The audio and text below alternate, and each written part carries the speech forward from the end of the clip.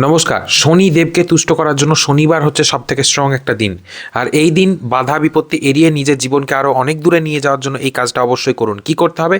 সকাল 7টা থেকে 9টার মধ্যে একটা ছোট লোহার টুকরো বা কালো তিল নদী বা পুকুরের জলে কিন্তু আপনাদেরকে ছেড়ে দিতে হবে। এর মানে খুব সহজ। লোহা বা কালো তিল শনি তত্ত্ব কিন্তু বহন করে। এই শনি তত্ত্বই আপনাদের জীবন বদলাতে পারে যদি শনির কোনো সমস্যা জীবনে থেকে থাকে। তো জলের মধ্যে এটা অর্পণ করলে শনিদেবের চাপ বা সমস্যা যেটা আপনার জীবনে আছে সেটা কিন্তু কমে, মন শান্ত হয় আর আটকে থাকা কাজের গতিও বেড়ে যায়।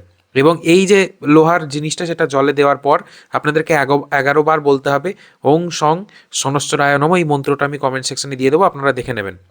মন্ত্র বললেই মানসিক ভার কমবে এবং শরীর মন কিন্তু হালকা হবে। অবশ্যই ভিডিওতে বলা কাজগুলো করবেন। শনিবার এই একটা কাজ করলে শনি শান্ত থাকে, দৈনন্দিন জীবনে দেরি হওয়ার যে প্রবণতা সেটা কমে এবং সমস্যা কমে যায়, আর স্থির উন্নতি কিন্তু শুরু হয়। যার উপকারে লাগবে তাকে ভিডিওটা অবশ্যই শেয়ার করে দেবেন।